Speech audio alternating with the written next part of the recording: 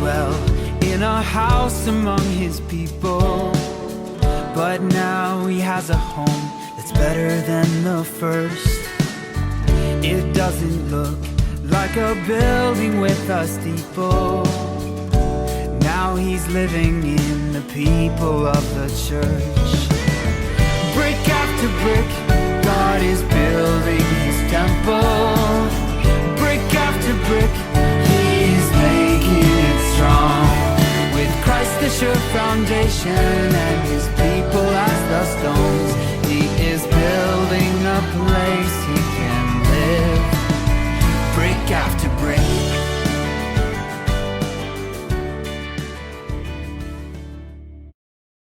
Today we're taking our lesson from Proverbs 22:1. What's in a name? In Shakespeare's play Romeo and Juliet, Juliet says, "What's in a name? That which we call a rose by any other name would smell as sweet."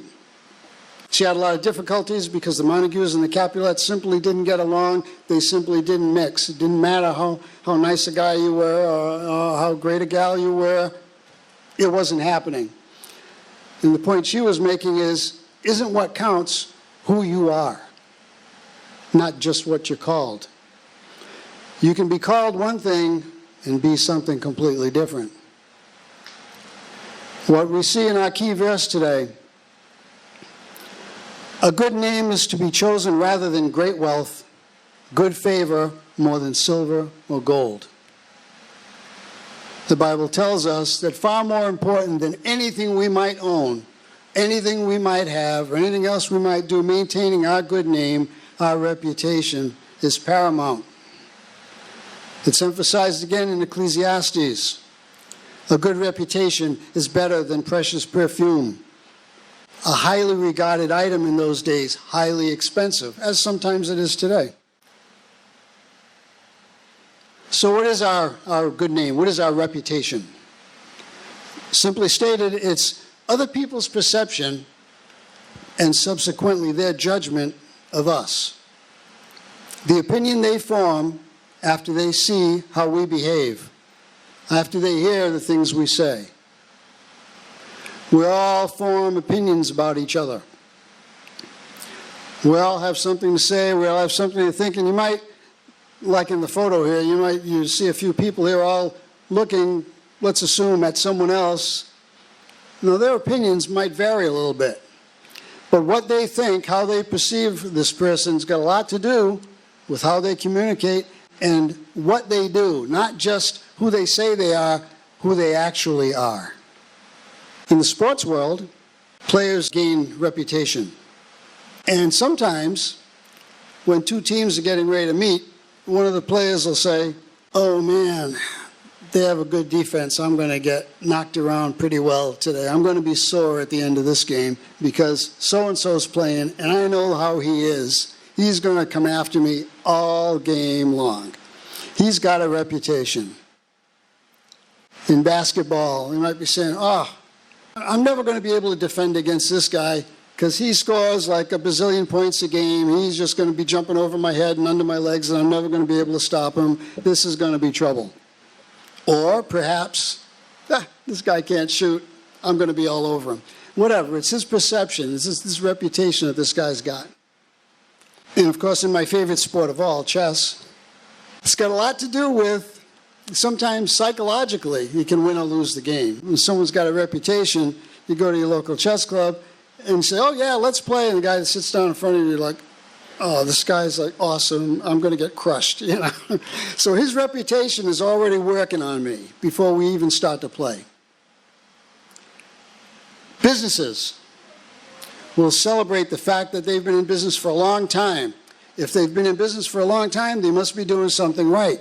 Why would a business be around for 100 years if they weren't able to satisfy customers? So they'll say something like, "Celebrating 100 years of quality service and still here to serve you." What does that tell you? That this is a long-standing company. They've got a solid reputation. I can rely on them. This is where I want to spend my money. We even go to the trouble of, we've created these associations that certify, for example, the Better Business Bureau. You say, oh, the Better Business Bureau rates this business as A+, they're really good and everything. So I'm relying now on the Better Business Bureau's reputation to tell me that this business is okay. Maybe they haven't been around as long, but they've been evaluated. So based on the Better Business Bureau's reputation, I'm going to say, okay, I probably want to do business with them. Underwriters Laboratories, they do safety testing. Okay, it's got the UL seal on it. Well, probably when I plug this in, I won't get electrocuted. Sounds good. Yeah. Reputation, they actually have the reputation of websites, whether or not they're reputable. And of course, the ECFA has to do with Christian fundraising for ministries. And that's kind of a new certification they've come out with now to say that, yeah, if I send my money to this ministry, they've been checked out. It's kind of like the BBB of Christianity, so to speak. There are certain types of reputations you don't want to have. For example, known to the police. This was a phrase we used to use all the time back in my law enforcement days, where they'd be checking someone out. You'd hear the name come over the radio, and someone else would jump in and go, oh yeah, this guy's known to the police. What does that mean? It means he's got a reputation for trouble. They've dealt with him before, so now if I'm dealing with him, my frame of reference is already based on this guy's bad reputation. There's plenty of reputation in the Bible. Noah. Noah found favor in the sight of the Lord. Now that's the kind of reputation you want to have, a good reputation with God. Talk about a desirable seal of approval or an endorsement. Yeah, God says this guy's okay. That's what I want. In Daniel's vision, where he's visited by an angel, it says, I listened to his voice, and as I did so, I fell into a trance-like sleep with my face to the ground. Then a hand touched me and set me on my hands and knees. He said to me, Daniel, you are of great value. Imagine being told from heaven that you're of great value. Or another translation would say treasured person in the Hebrew. The King James renders it as a man greatly beloved. The NAS says a man of high esteem. Wow. That's pretty impressive. I like that endorsement. In Acts 16, we see this. He, referring to Paul, also came to Derbe and to Lystra. A disciple named Timothy was there, the son of a Jewish woman who was a believer, but whose father was a Greek. The brothers in Lystra and Iconium spoke well of him. So a reputation within the church. This is a stand-up guy. This is a trustworthy guy. This is someone who knows what they're doing. J. Vernon McGee once said, your reputation is like your Dun & Bradstreet rating. Dun & Bradstreet does ratings for financial institutions, different funds, and you're thinking of investing and says, Dun & Bradstreet, A+. You're like, oh, good, this looks like a good one. I should make some money here. Or Dun & Bradstreet, C-. You're like, no, you're not getting my money because you don't know what you're doing. You know? So our effectiveness in the Christian life is going to have a lot to do with our reputation. If you don't have a credible standing to begin with, where people think you don't know what you're talking about, you don't know what you're doing, you're not, any different from anybody else, why should I listen to you? It's going to be kind of hard to get anywhere. So this is why we see this in Proverbs. This is how valuable your good name really is. To be chosen rather than great wealth, and good favor more than silver or gold. You can be rich and still have nothing. Nothing that really counts. Talking about comparing what's really important to what isn't so important. A very familiar story from Mark 10 about a ruler with a lot of money. Speaks as a conversation with Jesus. Says, the man said to him, Teacher, I have wholeheartedly obeyed all these laws, referring to the Mosaic law, since my youth. As Jesus looked at him, he felt love for him and said, you lack one thing. Go, sell whatever you have, and give the money to the poor, and you will have treasure in heaven. Then come and follow me. But at this statement, the man looked sad and went away sorrowful because he was very rich. The treasure in heaven is the treasure that counts. The treasure in heaven is not financial. It's something that someone gets who has a good name because they live for Christ. You know how we say good works are the evidence. We talk about faith without works is dead. The works are the evidence of your faith. You can call yourself a Christian But your good name, your reputation is how other people are going to see you. You can call yourself anything you like. It doesn't mean you really are. It doesn't mean you really live that way. Now here's a guy who got it right. Zacchaeus stopped and said to the Lord, "Look, half of my possessions I now give to the poor. And if I have cheated anyone of anything, I am paying back 4 times as much." Then Jesus said, "Today salvation has come to this household, because he too is a son of Abraham." This guy realized what was important and what wasn't. He knew that a good name was far more important than money. Now, stepping back a bit to the beginning of our key verse, it doesn't just say that it's important, it says that it's to be chosen. It's not something you just have or don't have. So then, how do we go about choosing to have a good name? How do we choose a good reputation? Do we just pick it off the shelf one day and say, yeah, that's what I want, and nothing changes? In fact, it's built on the choices that we make every single day. One little choice at a time, brick by brick, is how we build our reputation. What this comes down to is a life of integrity. Integrity is consistently living an authentic life. To put it even more simply, it's living what you believe.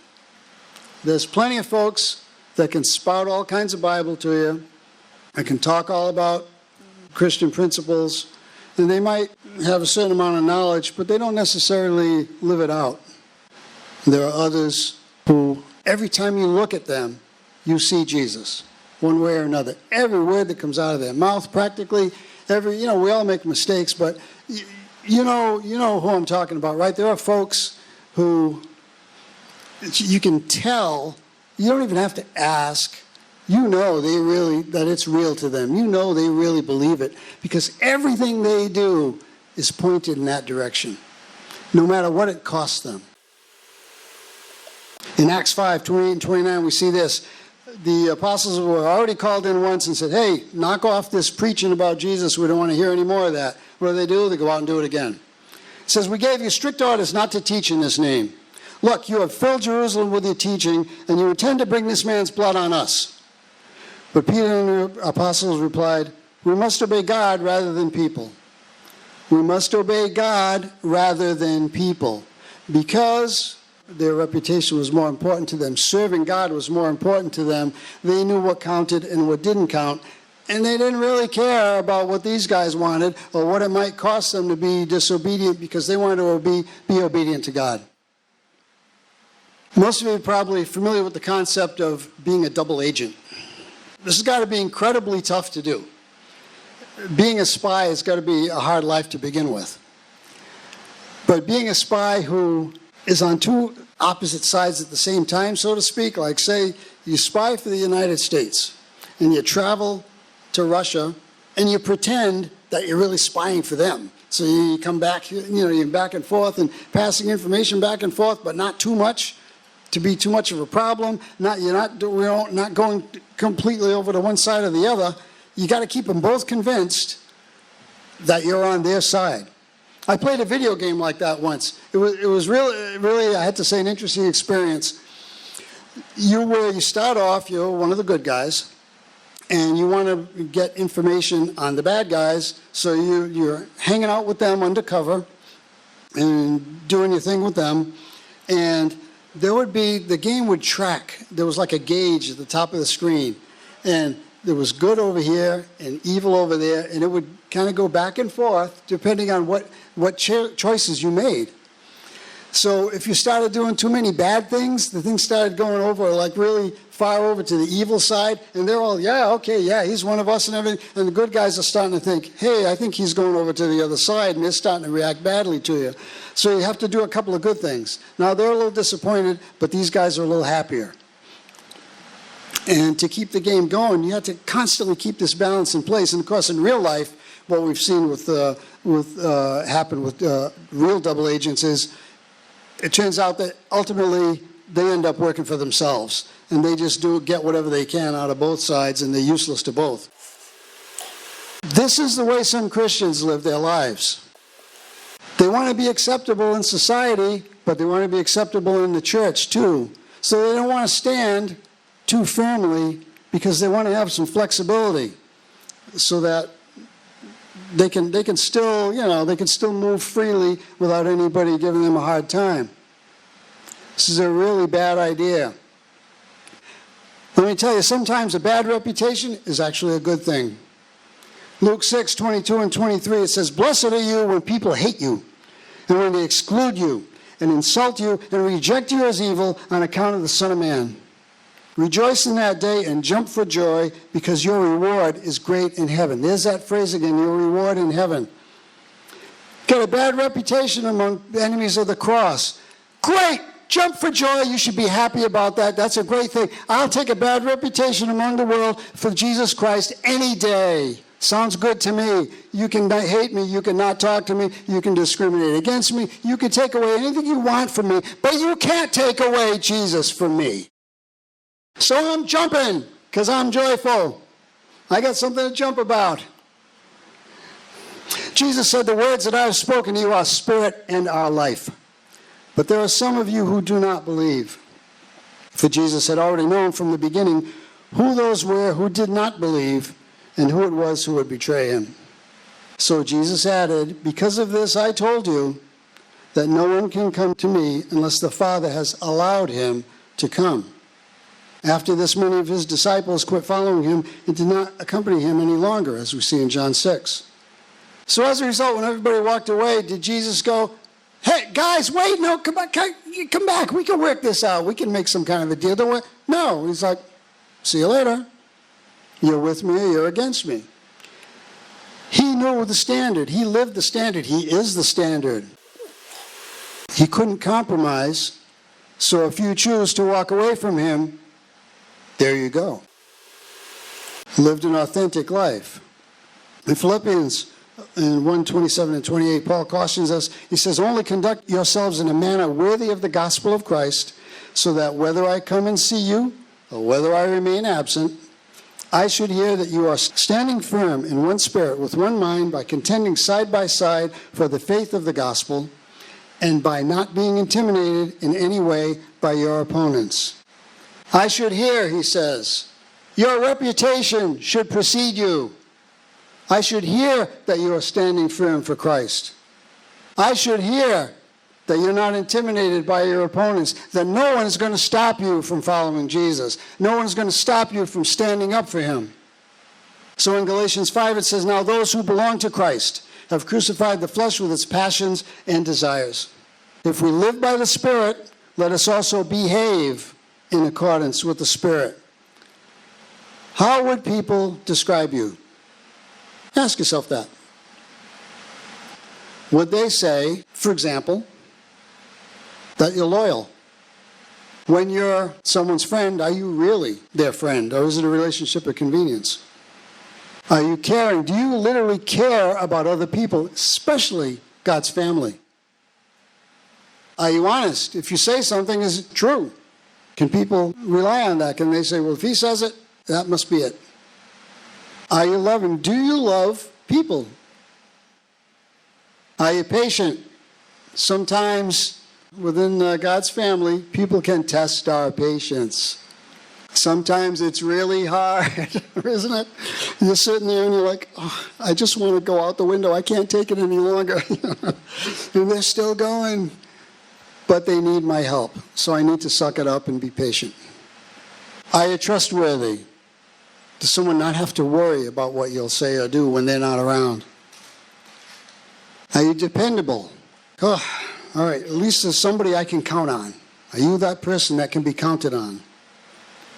Or are you disloyal? Are you just somebody's friend when it works out? They want to do what you want to do, or they don't want to do what you don't want to do, and the rest of the time you don't care about them? Are you uncaring? Like, yeah, well, they're on their own.